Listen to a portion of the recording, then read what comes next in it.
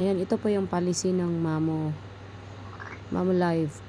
Ayan, brief introduction about Mamo items, diamonds, coins, and points. Ito. Users, top up. Yung diamonds ang ginagamit natin pang sending of gifts, pang gamble, pang send ng lucky gifts, gano'n. And then, host withdrawal by coins. Baligtad siya. Ang sa ibang apps is diamonds ang iniipon para na may ma-withdraw tayo. Converted to dollars. Nandito sa Mamo is baligtad siya. Ang coins ang iniipon para may ma-withdraw tayo. Converted to dollars. Baligtad siya ha. Ito yung tandaan nyo. Diamonds ang ginagamit sa paglaro. At pag-send ng lucky gifts. Ang coins ang iniipon para maka-withdraw ng dollars. Tapos, ang points, nakalagay dito, number 3, points is what the platform use to count host bonus. Ang points naman ang basihan kung paano tayo makakuha ng bonus dito sa Mamo. Nagdidepende yan sa points. Ayan o, nakalagay dito. When user send luxury gifts, host can get 70% coins plus 100% points. Ito yung makukuha natin. Coins kasi para sa meron siyang 70% na coins. Kasi yung coins nga yung i-withdraw natin. Yun yung papasok sa account ninyo. 70% ang niya. Ang bawas. Tapos ang magre-reflect doon sa points mo is 100% points.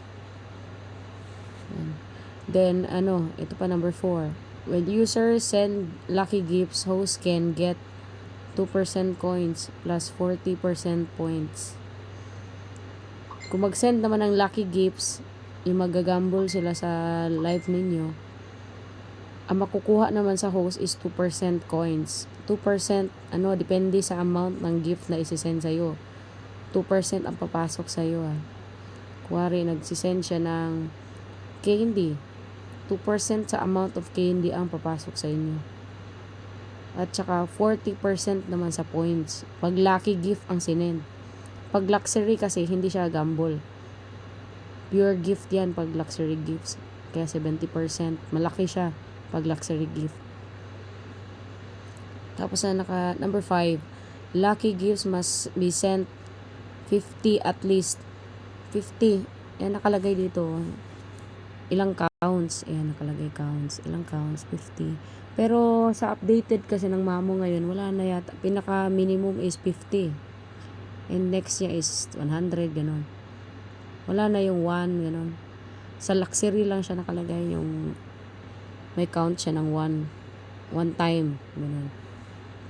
Ito siya 50 times pag luxury, pinaka minimum. Ayan.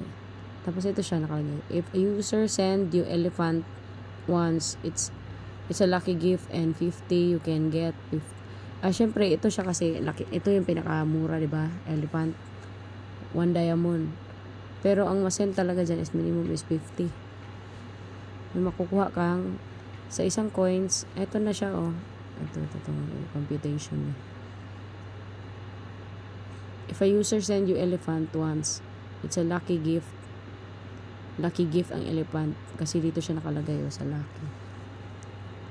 And 50 siya, 50 times, you can get 50. Sa 50 na yan is meron kang 2%. Bali meron kang 1 coin. Yan. Tapos sa points naman, 1 coin na makuha mo doon Tapos sa points naman is meron kang 20 points. Kapag nag-send ng elephant. Tandaan nyo to importante yan. 1 coin and 20 points. Kasi ang points yung babasihan na magkaroon ka ng bonus. Tapos, if a user send you high, ang high naman is luxury siya. Ayan, ito, luxury. Hindi siya gamble. Hindi siya lucky gift.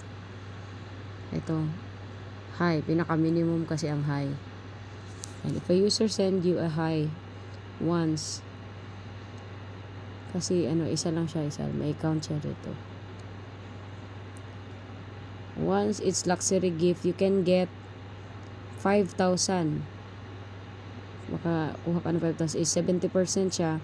Ang 70% sa 5,000 diamonds is makuha mo is 3,500 coins. Tapos sa points naman na makukuha mo is 5,000. Kasi 100% pag sa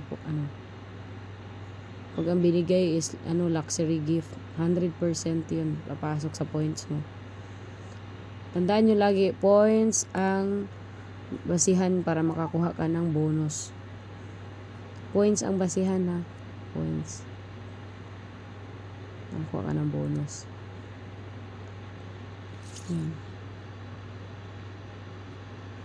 Next video tayo.